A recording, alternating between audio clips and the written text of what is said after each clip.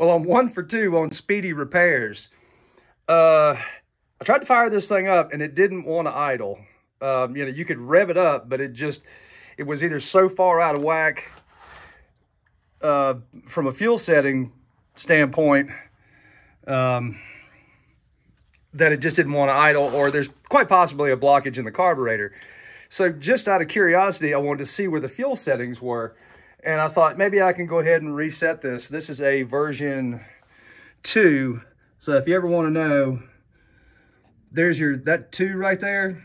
That's what version of M-Tronic it is. So this would require 90 seconds on choke, which it definitely won't do. Date of manufacture is December of 2018. I did initially put a new fuel solenoid in here because this had the original black fuel solenoid. Here's what they look like. Come on, focus. There we go. So this old version has a little spring in there and it pulses fuel from an electrical input. And that version was known to fail after about 100 hours. You know, so coincidentally, this has got about 100 hours on it. I tried to do a reset with the new fuel solenoid and, you know, it wouldn't run. So there's all, and you know, obviously I've already checked all these things. Solenoid valve is defective, so there's a new one in there. The fuel system, all that's been pressure tested. There's a new fuel filter in there. The engine is leaking. Okay, so I guess I could do a pressure and vacuum test. So much for quicking out the door. So here's the data on this. It was 109 hours, 4,100 starts, 1 unsuccessful start since last. I had more than one, but that's what it is.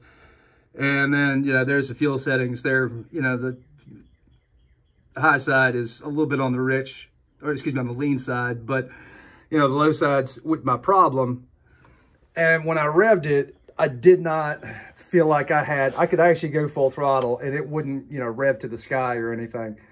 So I don't think I have an air leak. Again, I'm gonna take this carburetor off and clean it and see if I can't find any issue with the carburetor itself.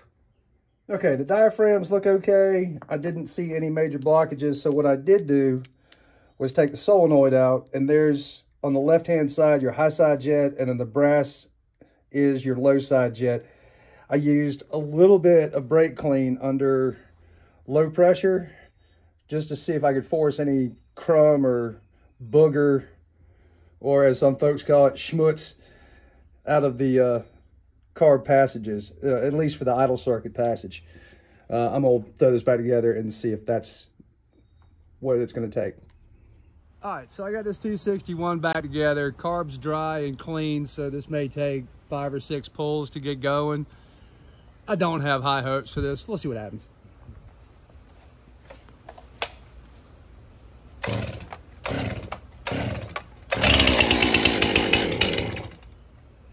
That's more than I've gotten.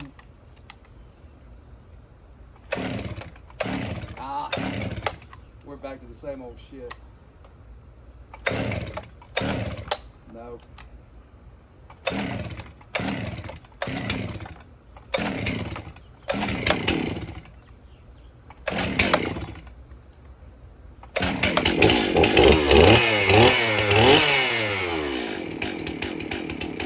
I'll be damned.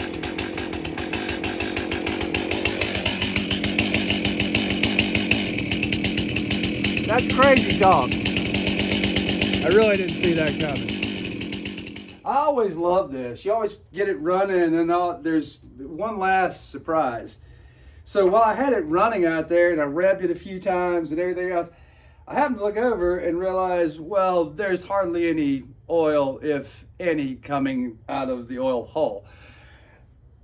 Now, working on these every day, I know the 261 has the worst oiler worm gear of any saw ever built in the history of the world. Here, I'll take you in so this way you can see how to do this little quick repair. they just don't last. So when you, make sure I got enough of this in focus so you can see, yeah. If the brake is engaged, don't try and take the E-clip off right here. Make sure the brake's disengaged, and then pry in and rotate. So I got my hand in the way, but that's off. Throw that in there. Yeah, there we go, got it. The clutch only makes contact with part of the drum, so you'll end up with this big ridge of junk on the outside. That's why it's hard to pull off. The needle bearings are very flimsy, so that's a wear part on these. Terrible. Your clutch is left-hand thread, so we're going to tighten this to take it off. That way, the reason why it's left-hand thread is so as the chain's running and there's tension on it, it tightens this naturally, or it stays tight. How's that?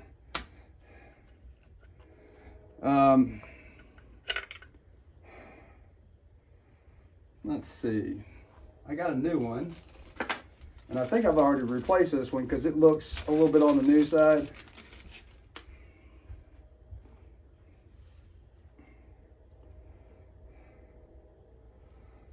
Well, that's looking good. Now I got to dig in and find out why, if we got a clogged oil pickup or tube or hose or something. Here, let me pause this and we'll get back to it.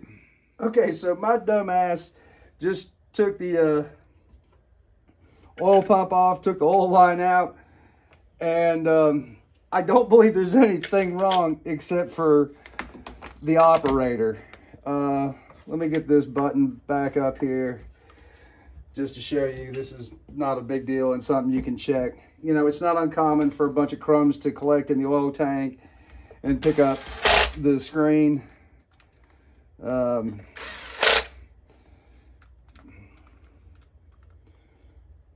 Oh gosh, here, let me do it this way. There's a bunch of gook in the screw head. There we go. All right, that's that. Again, left-hand thread, so counterclockwise. This is a very low power impact, so I can really hammer it like that. If you have a heavier duty impact, be very careful using that method. It can certainly cause you to break a clutch shoe. Ask me how. I know. All right, so we're getting this button back up.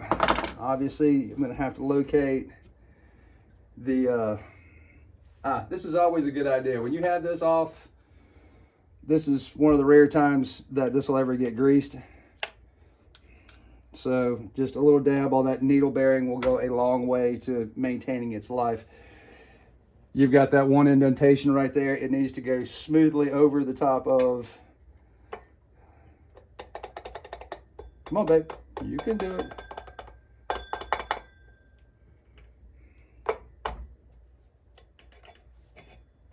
There we go. So when you have this on there and you want to be sure, you can actually, if you shake this, you can hear it go ting, ting, ting. And that's the worm gear going back and forth in between that groove. Now we can replace the rim sprocket, the washer, and then that just simply snaps back on. Now let's turn it over and see if there's any oil in the tank. God, I feel like an idiot. Hey, look, there's nothing in there. I guarantee you will oil better with oil in the oil tank. Getting late in the day. Obviously, I'm making mistakes. Okay, I don't feel so dumb anymore. I'm gonna re-inspect all this handiwork. It's still not oiling.